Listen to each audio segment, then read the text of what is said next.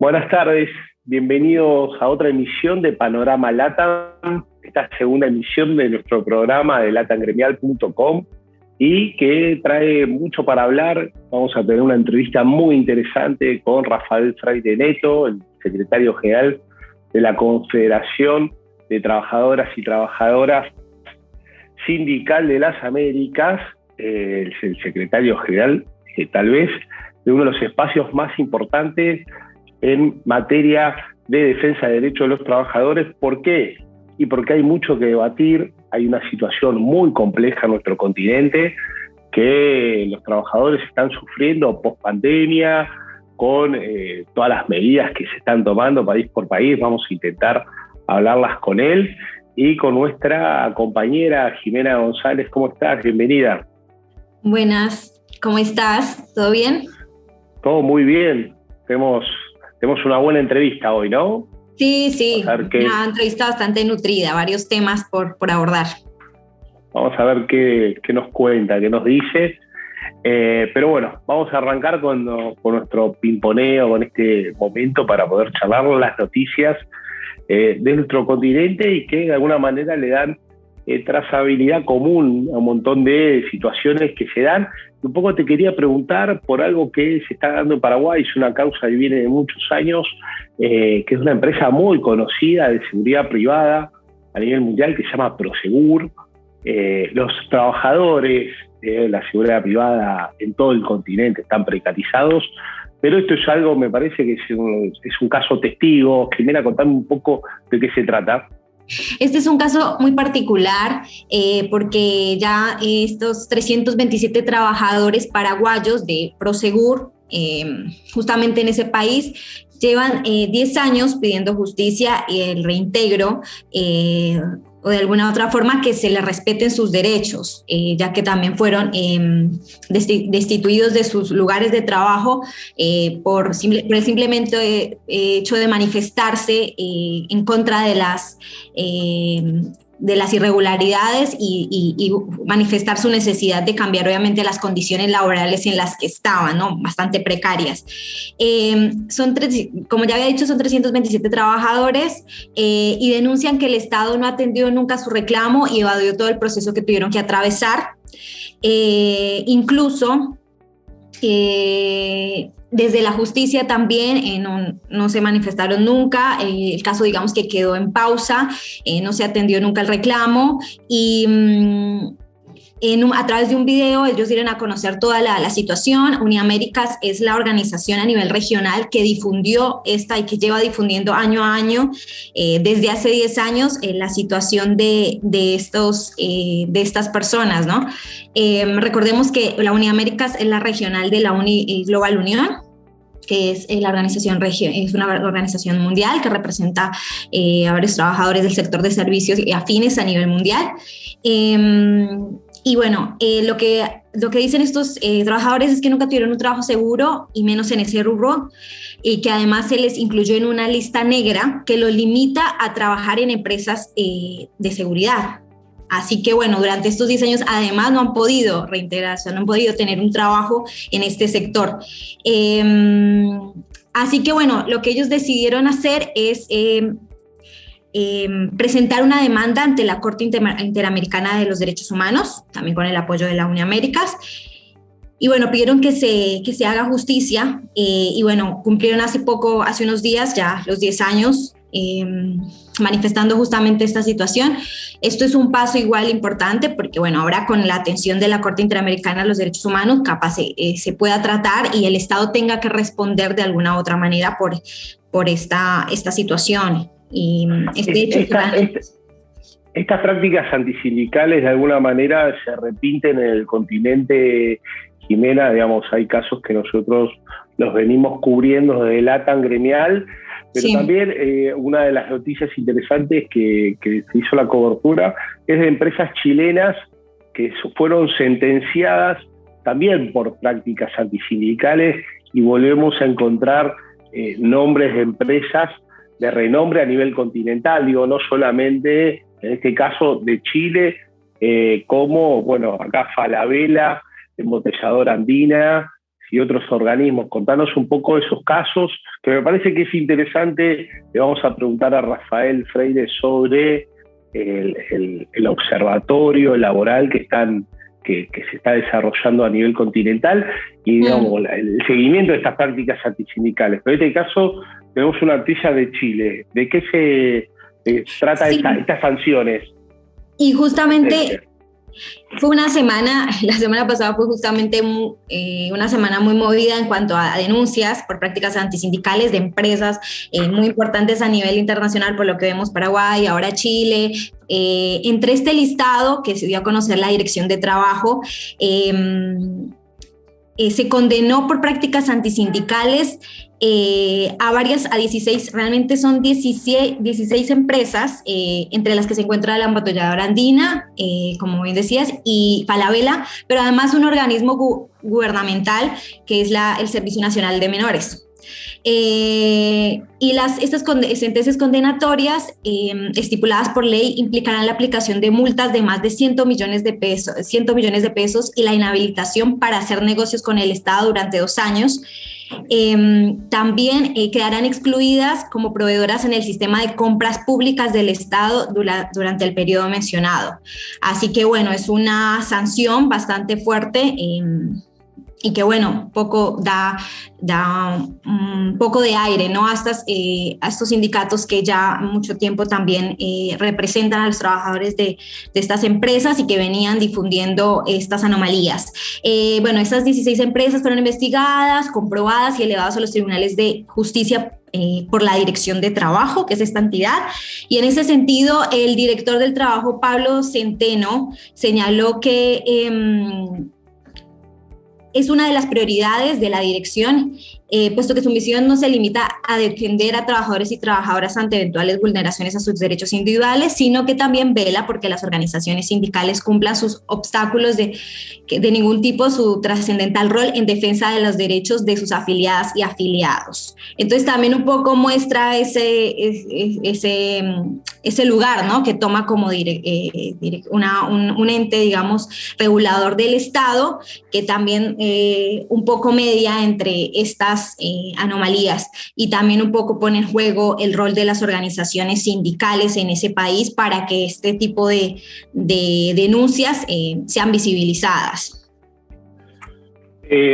Esta semana también, bueno, un poco vinculado más a la OIT, tuvo la visita de la nueva directora de la oficina en Buenos Aires, en la República Argentina, a la sede de la CLATE, pero eso lo vamos a dejar, Jimena, para charlar directamente con Julio Fuentes, quien seguramente entrevistemos en un futuro programa, tal vez el próximo, en el cual vamos a charlar un poco la agenda que se está desplegando. Sí. En este sentido, digo, como recién relatabas, que no solamente hay prácticas antisindicales en empresas privadas, sino también en el Estado, en los estados. Así que vamos a charlar con Julio, quienes representan a trabajadores de los diferentes estados en Latinoamérica. ¿En qué se basan estas acciones y estas prácticas antisindicales? También en Panamá se aprobó el convenio 190 y una fuerte intervención de la red de mujeres trabajadoras. La verdad que es una muy buena noticia.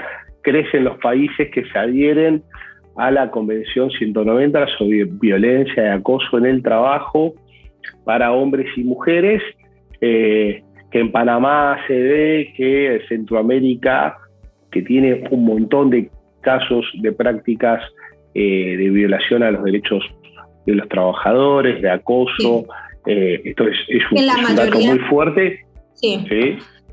Sí, que la mayoría son mujeres justamente las que sufren estas vulneraciones estas vulneraciones en el entorno en cuanto a acoso y violencia en el entorno laboral. Justamente por eso también esta red de mujeres trabajadoras, como bien mencionaba, lideró esta campaña por muchos años a nivel nacional, y ahora Panamá se convierte en el tercer país que aprueba este convenio, ¿no? El convenio 190 regionalmente. Y es el convenio que busca que las empresas implementen protocolos para erradicar la violencia y el acoso laboral. perdón, no el tercero, el segundo país de Centroamérica y el sexto de América Latina, pues según lo que recién decía también. Y esto también implica que es producto de varias mesas de técnicas de trabajo que se realizaron durante este año, que además, en la que también se adhirieron otras organizaciones sindicales, no solo la Red de Mujeres Trabajadoras, sino otras organizaciones sindicales que, bueno, un poco impulsaron este logro.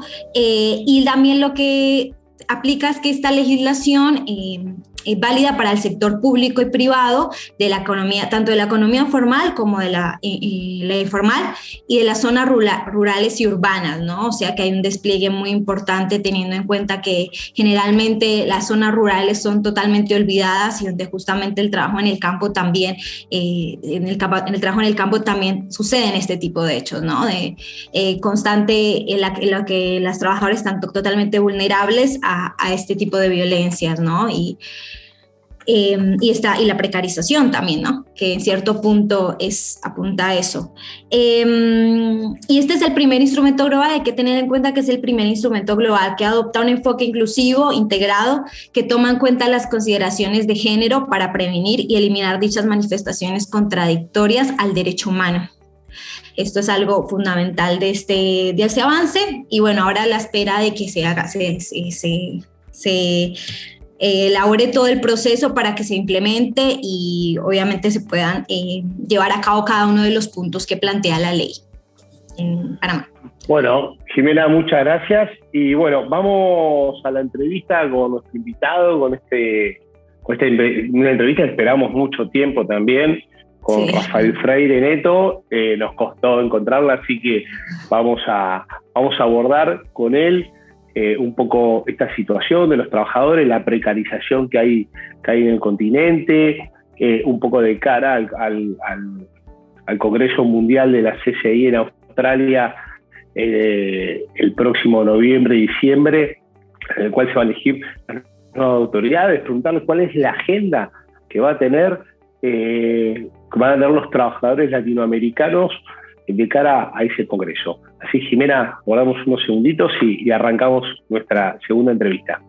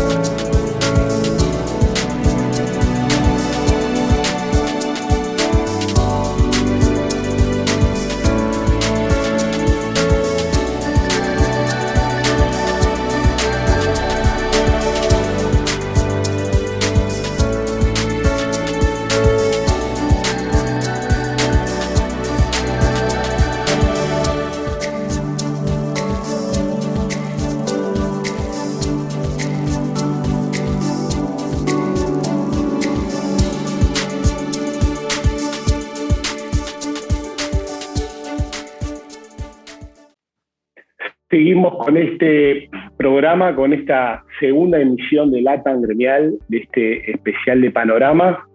Y hoy, como decíamos, tenemos una entrevista muy importante para nosotros, que es con Rafael Freire Neto, secretario general de la CCA, de la Confederación Sindical de Trabajadores y Trabajadoras de las Américas, y a quien vamos a entrevistar con Jimena, un poco para ver el posicionamiento, como decíamos, de la CCA con respecto al próximo Congreso Mundial de la CCI y sobre el panorama, naturalmente, de los trabajadores y trabajadoras acá en el continente. Rafael, buenas tardes, buenas noches, no sabemos dónde lo estamos entrevistando, esta es una particularidad que tiene el streaming y le agradecemos este tiempo que nos está dedicando.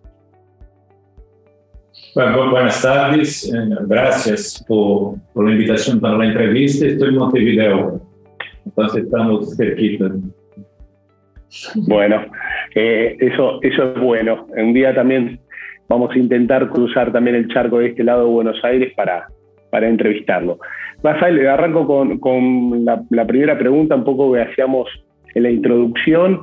Entre noviembre y diciembre, justo para el Mundial, se hace el Congreso Mundial de la CCI, y queríamos preguntarle de cara a ese Congreso cuáles son los puntos en agenda para elegir estas nuevas autoridades que tiene la CCA o que está trabajando el sindicalismo en nuestro continente, que tiene un montón de materias pendientes. Ok, o que vamos a tener en noviembre el Congreso de la Confederación Sindical Internacional, de la CSI, que se hace cada 4 años. Y es un congreso muy importante, porque es un congreso en que se marca un gran cambio del planeta do que se passou nos últimos 4 anos. Então, é um momento muito desafiador para o sindicalismo internacional, para o sindicalismo de las Américas, e nós outros, aqui de las Américas, em especial da América Latina e Caribe, nos preparamos para este congresso de 2 ou 3 formas. O primeiro, nós outros chamamos um debate no continente sobre o desafio do internacionalismo sindical em la pós-pandemia, que hicimos em Panamá, agora em abril, com uma representação de mais de 30 presidentes de centrais sindicais da América Latina, mais de 40 centrais do mundo, e a ideia básica era debater os desafios nossos. Por quê? Porque temos a pandemia. A pandemia demonstrou a falência de um modelo, comprovou a falência de um modelo que já decidia ser falido, que era o modelo neoliberal. A pandemia produz o maior desemprego e precarização em el planeta. A pandemia também trouxe temas que já decíamos e combatimos, como, por exemplo, a violência contra as mulheres, agora a violência doméstica, incluso.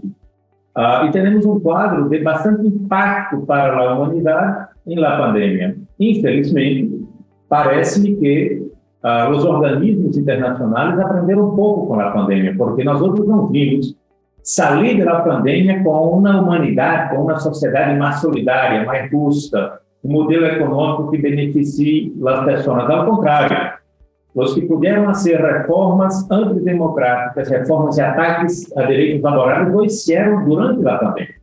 Bueno, depois da pandemia, vem a guerra de Ucrânia, Rússia e Ucrânia, que também tem impactos internacionais importantes, e vivimos no dia a dia desse impacto, não? Pelo aumento dos preços, em geral, em nossas sociedades.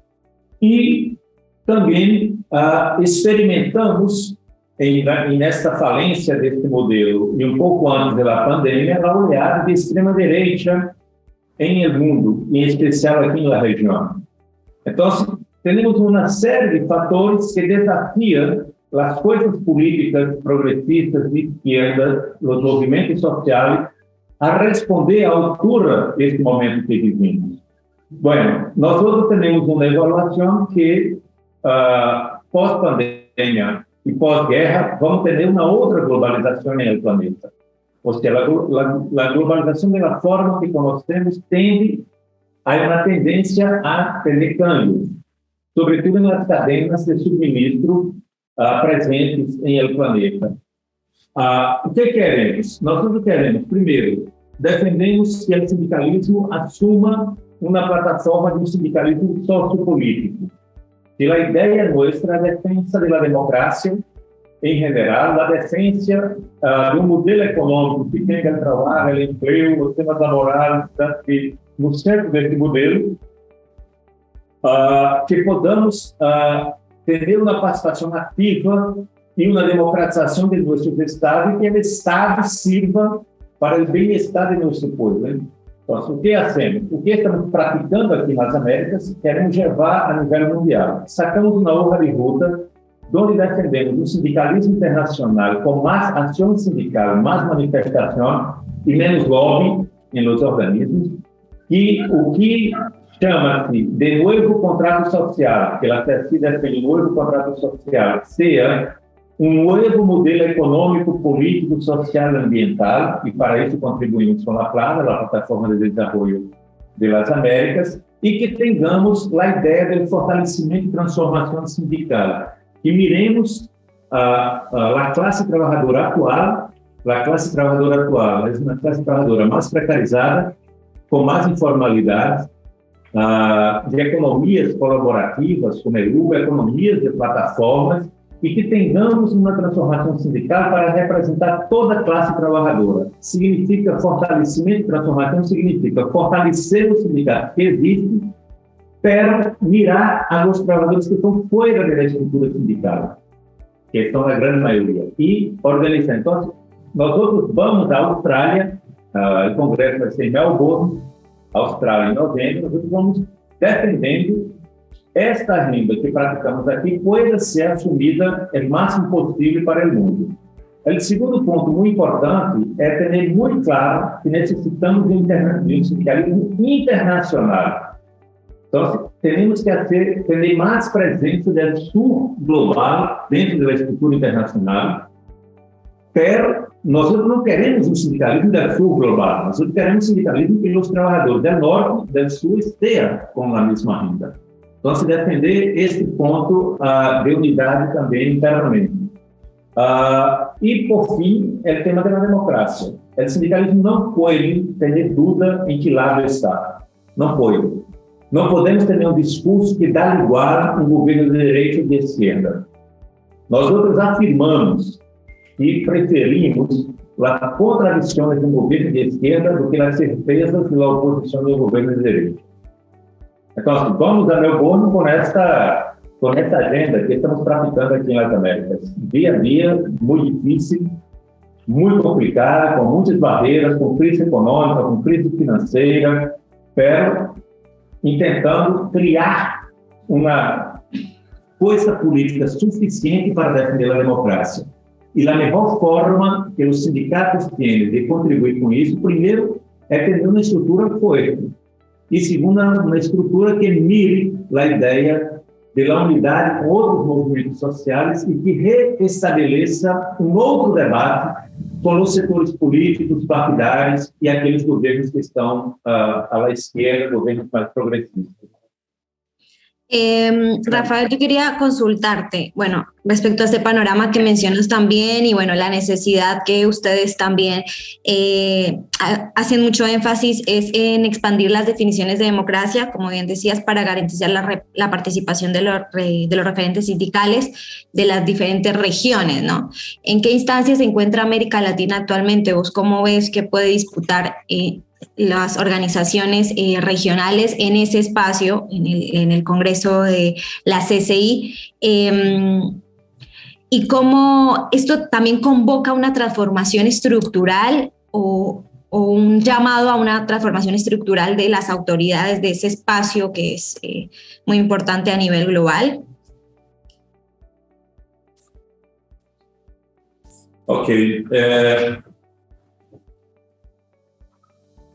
Nós creemos que a participação das regionais se dá muito com o que hacemos em nossos continentes. O continente nosso tem uma especificidade, que temos Estados Unidos e Canadá em nossa estrutura sindical. Então, temos o norte e temos o sul com a América Latina e Caribe.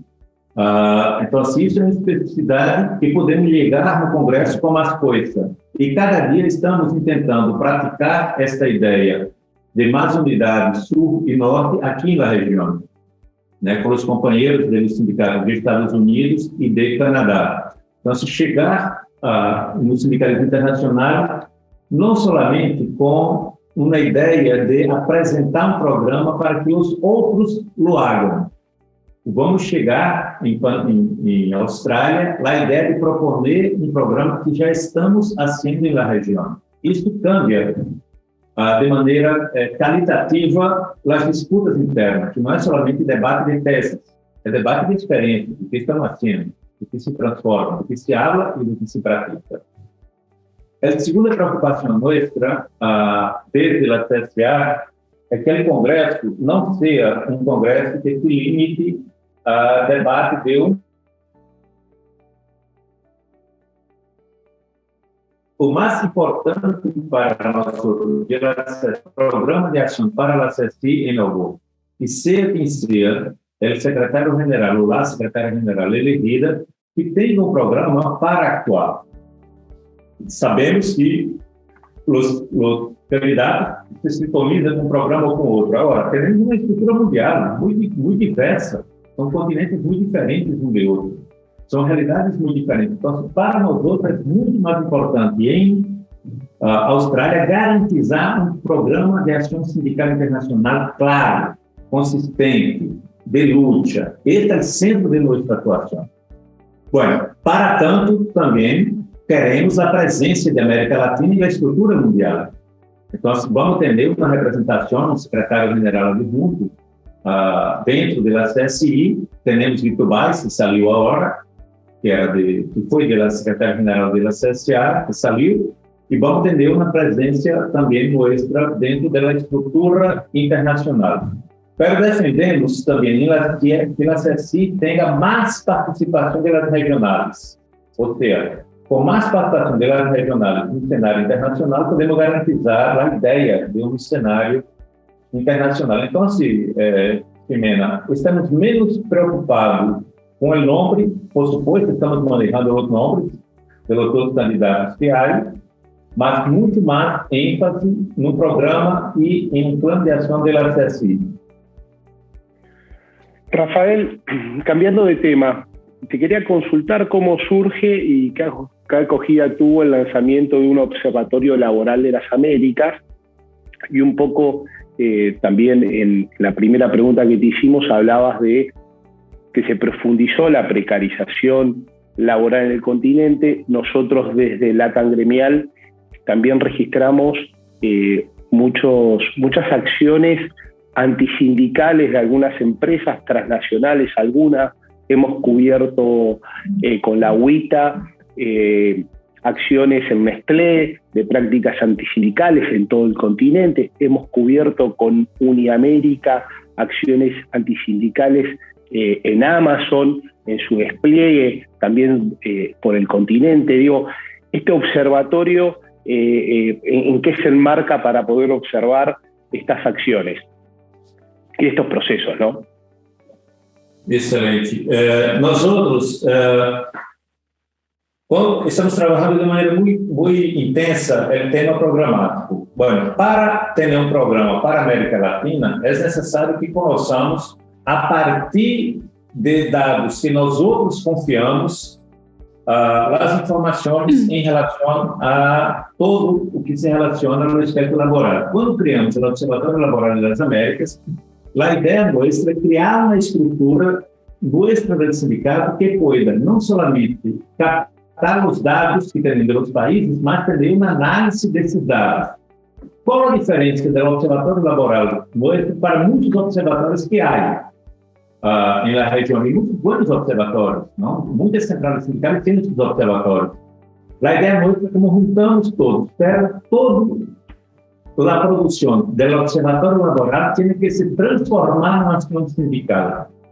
Então, nós estamos recorrendo dados em 3 níveis diferentes: dados dos governos e empresas, dados dos organismos internacionais que temos à disposição e dados de nossas redes, vamos chamar assim, de aliados, entre comillas, universidades, centros, nossos sindicatos, etc. Então, juntando tudo isso, ter na América Latina, ter dados da América Latina real do que se passa. Además, também de medir os conflitos que temos. A partir desses dados do observatório com consistência, aproveitar esses dados para nosso plano de ação, para a ação da CSA. Bueno, nós comprovamos também, igual na primeira pergunta, que aqui na América Latina foram feitas reformas, de fato, ou reforma de fato não, reforma de eixo ou decretos laborais e antilaborais e antissindicais. E muitas das empresas transnacionais intensificaram sua postura antissindical. A pergunta é muito simples. As empresas nos acusam de não ser representativos, de sermos pequenos, de não representar muito, que representamos uma pequena parte. Bueno, se somos pequenos, se não representamos, por que o ataque contra nós outros? Por quê? Então, há um discurso dúbio aí. Mas o fundo do tema é assim. Os sindicatos somos a última fronteira para a barbárie sindical. Quando se avança frente a um sindicato e um determinado coletivo de trabalhadores não tem sindicato, esta ultradireita avança para um nível de caça barbárie. Infelizmente, em la cadena mundial de produção, nas cadenas de suministro, muitas das transnacionais aproveitam desta situação em nossos países para recorrer ganância. O modelo, que é um modelo de ganância e do mercado arriba das pessoas, não tem saída. É explotação, mais explotação, mais explotação, mais explotação. E a ideia que se coloca qual é? Que um país tem que competir conosco. Então, se o Brasil tem que competir com a Argentina, que tem que competir com o Chile, bueno, quem está competindo não são os países, são as empresas. Se temos um processo de regulamentação das empresas, de garantia de direitos, de um modelo econômico que tenha emprego e salário no centro desse modelo, podemos recomponer essas relações. Agora, infelizmente, o que vemos são empresas cada vez mais precarizar o trabalho, precarizar, diminuir os serviços e aumentar os preços. Bueno, tu hablaste de los transportes. Mira como estamos o setor aéreo, caríssimo e péssimo de qualidade. Bueno, imagina-te como estão os trabalhadores que estão aí dentro. Não? Que cada dia tem mais precariedade, recebe menos, trabalha mais e os consumidores pagando preço altíssimo. Então, esse modelo é insustentável. Então, quando debatimos a ideia de um observatório, é ter dados suficientes para disputar um modelo diferente. E aí que decide. Nós outros temos que entrar num debate político com as forças políticas de nossa região da América Latina num nível superior. Porque não basta solamente derrotar a direita. Há que ter campos mais profundos. Não? Ou seja, já experimentamos os governos progressistas no início dos anos 2000. Subimos na oleada conservadora. Voltemos com os governos paracelulismo. Então, se nós outros pensamos que devemos avançar na ideia que ou cambiamos o modelo econômico ou seja, se avança na precarização cada vez mais. O tema central para nós outros é que não está em jogo somente os temas laborais, está em jogo valores civilizatórios. Os ataques que estamos vivendo em Brasil, por exemplo, de los direitos com Bolsonaro, é um retrocesso civilizatório gigante, né? Ou seja, enorme em relação às mulheres, a população negras e negros, em Brasil se chama negros e negras, não é somente afrodescendente, os indígenas, povos originários, a juventude. Ou seja, estamos num momento, hoje, de uma disputa civilizatória muito importante. Se vamos ter retrocesso, se avançamos. E só vamos avançar se construirmos um modelo diferente em el planeta. Infelizmente, o que vimos no mês passado, em junho, em Madrid, na cumbre da OTAN, é um setor do mundo se preparando para a guerra. Ou seja, a resposta ao conflito de Rússia com a Ucrânia não é um ambiente de paz mundial e de recolocação da relação econômica. O que estão se preparando é para mais conflito militar. A invasão militar, depois do prejuízo que tivemos na pandemia, a destruição econômica e a invasão militar, de alguma parte do Estado vai sair a plata e vai sair dos temas sociais. Mira a Alemanha como está agora. Então, é todo um debate que creio que nós, os sindicatos, temos que mirar em todo, atuar no que seja possível e juntar forças com aqueles que têm o mesmo objetivo. Então, o observatório, desculpa sair tanto do tema, mas tem marca nesse sentido. Produzir dados confiáveis e análises e fichas por países, análise país por país de como está a situação, para melhorar nuestra acción sindical. Bueno, muy necesario. Rafael, yendo justamente, bueno, a esto que mencionabas, profundizando también un poco más sobre las cuestiones, los temas más difíciles ahora, los conflictos regionales, y yendo justamente a la consigna de este programa, ¿qué panorama regional puedes hacer así como con los principales puntos más forzosos, más difíciles regionalmente? En un escenario de crisis también post-pandemia, con los cambios, el tema, la discusión por el cambio, cambio climático, y también haciendo un análisis político, porque todas estas, todas las acciones sindicales que se han llevado en el último tiempo también tienen un acompañamiento político. Quería saber básicamente cuál sería tu escenario, tu panorama. Ok, yo creo que debemos hacer un debate entre nosotros cuando hablamos de América Latina, no de las Américas, que siempre habla de otro modelo económico. El otro modelo económico está relacionado a una propuesta de desarrollo. Porque esse debate que temos no mundo do câmbio climático, que é logo que habla assim, se congela como estamos. Nós não aceitamos isso, porque temos que desenvolver também aqui.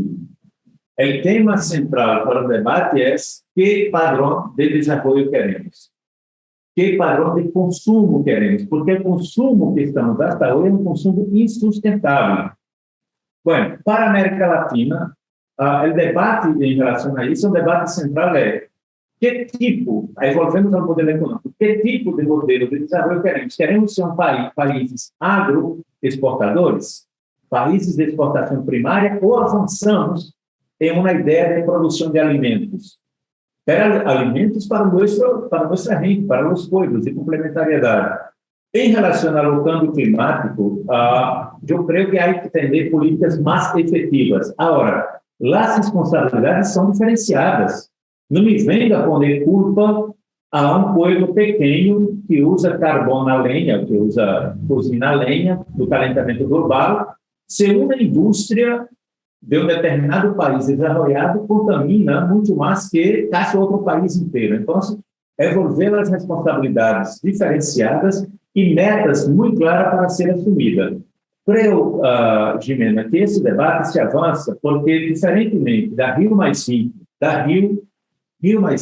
depois, e de las cumbres que tuvimos do clima, o que decíamos há 15, 20 anos atrás, estamos vivendo hoje.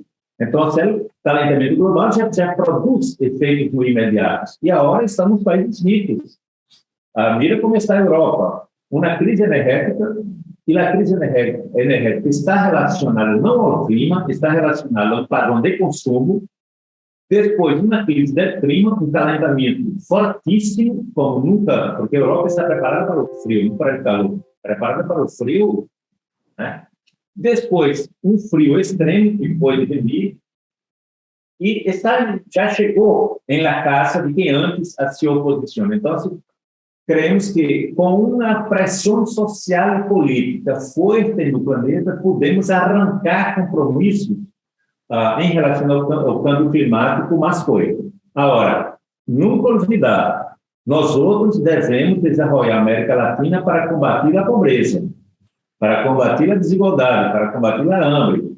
E esse combate à hambre está relacionado a um modelo, e está relacionado a uma política. Por quê? Nos últimos 3 anos, não, nos últimos 4 anos em Brasil, aumentou 33 milhões de hambrientos, de pessoas com hambre. Por quê? Porque obedeceu o modelo depois do golpe contra Dilma Rousseff, que começou com Temer e depois Bolsonaro. Então, estamos muito desafiados a mirar nossa realidade e saber aonde ponemos nossa energia.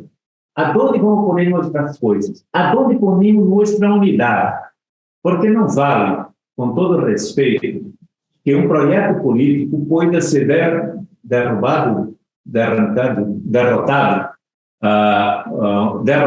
por peleas internas de um grupo ou de outro. É pouco, porque há que aprender. Tivemos a extrema-direita, tivemos a pandemia, temos a guerra, temos o câmbio climático. Não há muito tempo para esperar 2 ou 3 gerações.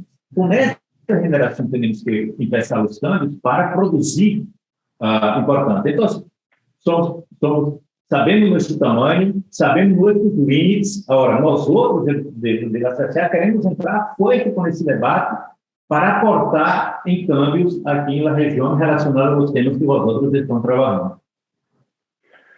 Rafael, muchísimas gracias por este tiempo que nos dedicaste, por participar en este panorama de LATAM y esperamos tener una próxima entrevista más cerca del Congreso de la CCI. Muchas gracias, Rafael. Muchas gracias. Gracias a vosotros. En agosto estaré en Buenos Aires, en una actividad ahí. Bueno, y cualquier cosa, solamente hablar con Carol, otros datos que necesiten, Carol puede disponibilizar, ¿está bien? Muchísimas gracias. Que estés bien. De esta manera cerramos nuestro segundo programa con esta entrevista que la verdad muy interesante con Rafael. Este pimponeo que hicimos con Jimena y los encontramos en nuestro próximo programa en los próximos días. Muchas gracias por estar ahí.